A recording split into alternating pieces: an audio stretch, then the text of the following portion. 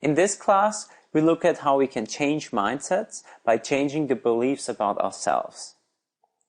Let's look at what different mindsets they are, what different mindsets people have, so that we then can go and change them. Let's first look at how we view intelligence. What do you think about this statement? Do you think it's true or not? You can learn new things, but you can't really change your basic intelligence. Again, do you think this is true, or do you think this is actually something that's not true and intelligence can be changed?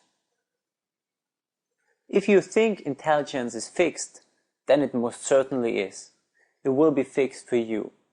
But if you think that intelligence is in fact something that you can change and that you can build up by putting effort in it and studying and learning, then you are able to increase your intelligence. This is just another version of the self-fulfilling prophecy we talked in the last class. But also, this points us towards the two different mindsets that we can have towards intelligence. One is a fixed mindset, and the other one is a growth mindset. We will take a closer look at this in turn, but let's finish off this example first. I want to prove to you that in fact, intelligence is malleable. And for this I'll share with you a quote by Alfred Binet. He is the inventor of the IQ test.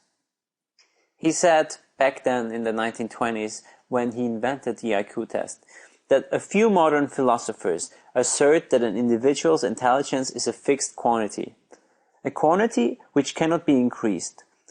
We must protest and react against this brutal pessimism.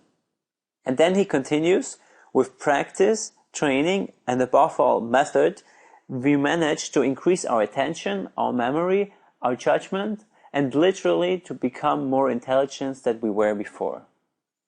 In fact, the whole IQ test was invented to identify those kids who were currently not benefiting from the school system and help them become better.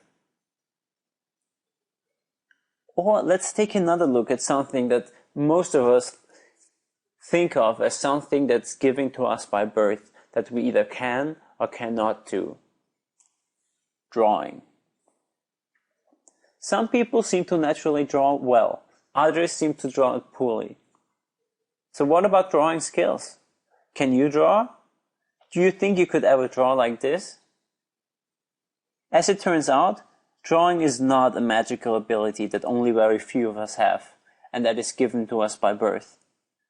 Take a look at these examples. These before and after drawings were drawn by the same person only 5 days later. They went through a drawing course of 5 days, and that's the difference. Here, another version.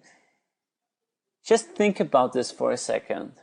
Drawing, something that people usually think is something that we either can do or cannot do, is so changeable with only 5 days of drawing training.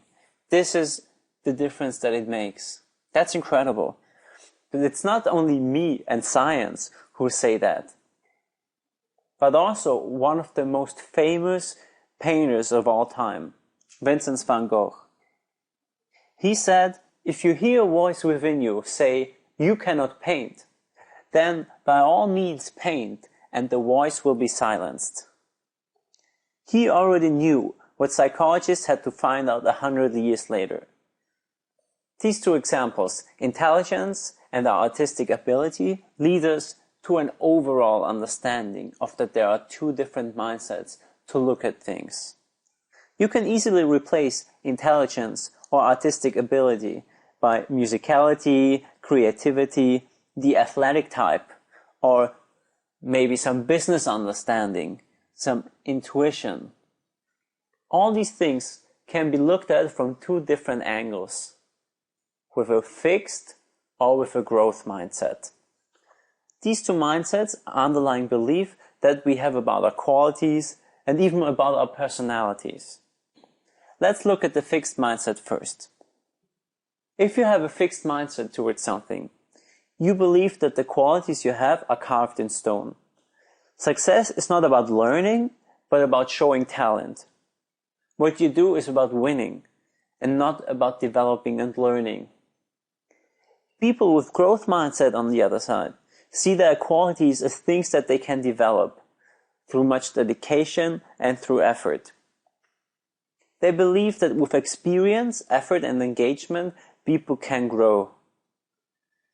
The underlying understanding is that we all differ in talents, but these talents can be developed, no matter how much initial talent you have. People with a fixed mindset tend to think, I'm not athletic, I'm not good at maths, or I just can't lose weight. If you have a growth mindset, on the other hand, you think thoughts like this. If I don't try, I fail automatically. Or if you just experience the setback, you think, I'll have to work a little bit harder next time. And the reaction towards failure is, what can I learn from this mistake? Now here's why mindset matters. Our mindsets matter because they affect how we think of effort and how we respond to failure. When we are faced with failure or a challenge, people with a fixed mindset do not pay attention to learning information. They get depressed more easily. They underrepresent past successes and focus on their failures. Most importantly, they look at effort as a reflection of low talent. That means that if you have a fixed mindset, hard work means I don't get it, I'm unintelligent, I'm not natural at this. Effort means that we lack the ability, that we lack the talent. If you have a growth mindset, however, you have an understanding that it is the effort that makes success come. It is trying harder when we face a setback, and because we try harder, that's why we overcome difficulties. If you have a growth mindset, you see effort as a necessary part of success. And we have seen these ways of thinking with all kinds of geniuses all over history. It has actually been shown that the defining characteristic of geniuses is that they're persistent and put in extreme amounts of effort.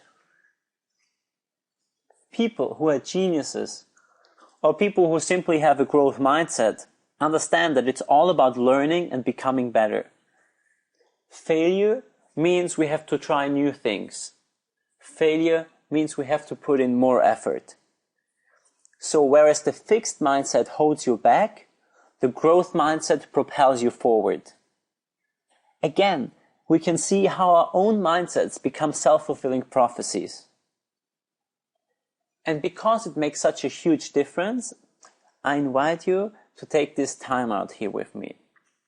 Take this time out and identify an area in your life where you have a fixed mindset. Where does it usually occur? And has it served you well? You can find more in the resources, but pause here and think about it for a second.